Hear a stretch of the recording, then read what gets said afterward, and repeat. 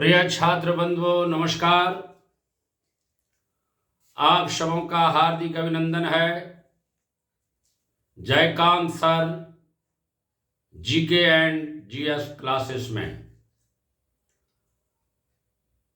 आज भाग 7 के 15 प्रश्नों के सेट को आपके सामने रखा गया है, जो विविध प्रश्न है, और फिर इनके सभी के उत्तर आपको प्रश्न के बाद दिए जाएंगे और अंत में एक रोचक प्रश्न और उनके साथ उन रोचक प्रश्न का उत्तर भी आपको मिलेगा।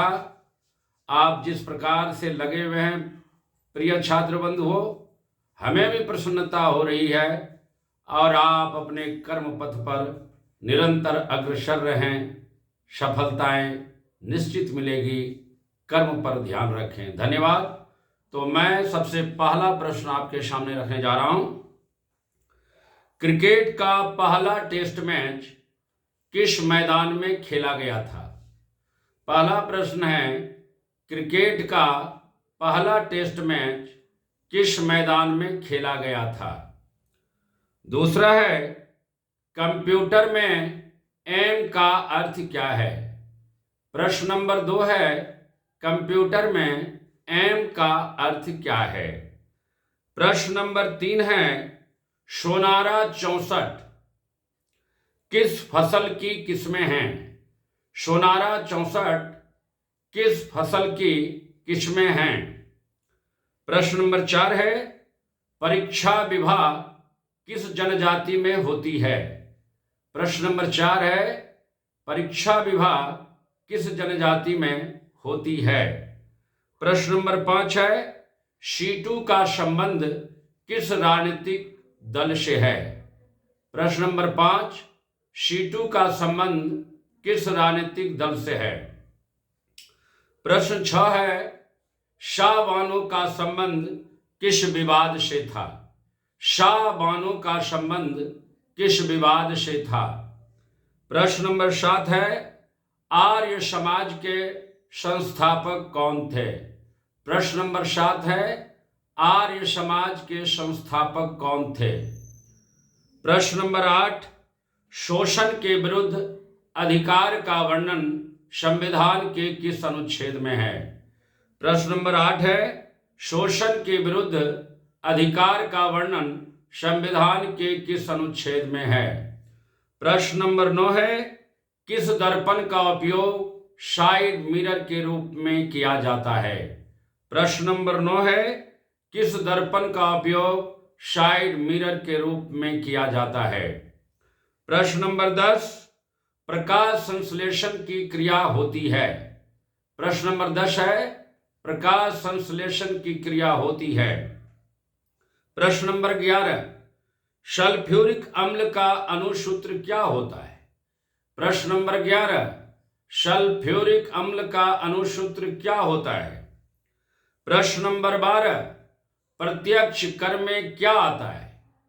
प्रश्न नंबर 12, प्रत्यक्ष कर में क्या आता है? प्रश्न नंबर 13, सम सीमांत उपयोगिता नियम को किसने प्रतिपादित किया? प्रश्न नंबर 13 है, सम सीमांत उपयोगिता नियम को किसने प्रतिपादित किया? प्रश्न नंबर 14 है, गैरीवाल्डी पेशे से क्या था? प्रश्न नंबर 14 है, गैरीवाल्डी पेशे से क्या था?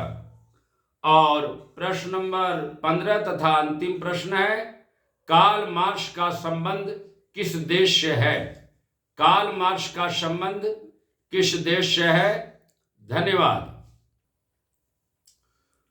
प्रिय बंधुओं, आपके 15 प्रश्नों के उत्तर इस प्रकार से हैं।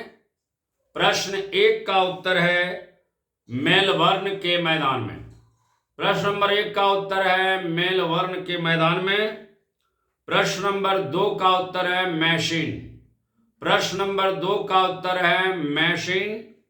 प्रश्न नंबर 3 का उत्तर है गेहूं। प्रश्न नंबर 3 का उत्तर है गेहूं। प्रश्न नंबर 4 का उत्तर है भील और संथाल जनजाति में। प्रश्न नंबर 4 का उत्तर है भील और संथाल जनजाति में। प्रश्न नंबर 5 का उत्तर है मार्क्सवादी कम्युनिस्ट पार्टी। प्रश्न नंबर 5 का उत्तर है मार्क्सवादी कम्युनिस्ट पार्टी। प्रश्न नंबर 6 का उत्तर है संपत्ति के अधिकार विवाद से। प्रश्न नंबर 6 का उत्तर है संपत्ति के अधिकार विवाद से। प्रश्न नंबर 7 का उत्तर है स्वामी दयानंद सरस्वती। प्रश्न नंबर 7 का उत्तर है स्वामी दयानंद सरस्वती। प्रश्न नंबर 8 का उत्तर है अनुच्छेद 23 और 24 में। प्रश्न नंबर 8 का उत्तर है अनुच्छेद 23 और 24 में। प्रश्न नंबर 9 का उत्तर है उत्तल दर्पण। प्रश्न नंबर 9 का उत्तर है उत्तल दर्पण। प्रश्न नंबर 10 का उत्तर है दिन में। प्रश्न नंबर 10 का उत्तर है दिन में। प्रश्न नंबर 11 का उत्तर है H2SO4। प्रश्न नंबर 11 का उत्तर है H2SO4। प्रश्न नंबर 12 का उत्तर है आयकर, संपत्ति कर और निगम कर। प्रश्न नंबर 12 का उत्तर है आयकर, संपत्ति कर और निगम कर। प्रश्न नंबर 13 का उत्तर है गौसेन। प्रश्न नंबर 13 का उत्तर है गौसेन। प्रश्न नंबर 14 का उत्तर है नाविक। प्रश्न नंबर 14 का उत्तर है नाविक। और अंतिम प्रश्न नंबर 15 का उत्तर है जर्मनी से। प्रश्न नंबर 15 का उत्तर है जर्मनी से। अब मैं आपको एक रोचक प्रश्न के विषय में कहा था, तो आज का रोचक जो प्रश्न है वो प्रश्न का नाम है बाल कृष्ण भट्ट का संक्षिप्त परिचय दें। तो आइए इनका संक्षिप्त उत्तर आपको रख रहा हूं, जो आपके लिए उपयोगी और कारगर सिद्ध होगी कंपटीशन परीक्षाओं से लेकर के आप क्लासेस परीक्षाओं तक में। बाल कृष्ण भट्ट जी प्रतिभा के धनी और संपन्न व्यक्ति थे। इन्हें भारतीय साहित्य में निबंध के जनक और पितामह कहा जाता है। इन्होंने हजारों से ऊपर निबंध लिखे। ऐसे प्रतिभा संपन्न महापुरुष का जन्म 23 जून 1844 ईस्वी में इलाहाबाद उत्तर प्रदेश में हुआ, जो कि प्रयागराज के नाम से भी इलाहाबाद को जाना जाता है। इनके माता श्री पार्वती देवी और पिता बेनी प्रसाद भट्ट जी थे।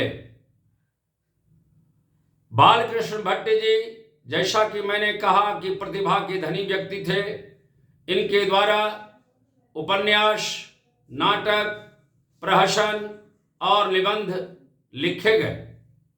ये इतने प्रतिभा संपन्न थे कि भारतेंदु हरिश्चंद्र के जब ये शरणागत हुए तो उनके प्रेरणा से हिंदी वर्धनी सभा प्रयाग से इन्होंने हिंदी प्रदीप नामक मासिक पत्रिका का 33 वर्षों तक संपादन किया। यह संपादन की क्रिया जो है 1877 से 33 वर्षों तक अनवरत जारी रही। ऐसे महापुरुष का देहांत 20 जुलाई 1914 ईस्वी को हुआ। इनकी एक प्रसिद्ध रचना है, निबंध है बातचीत।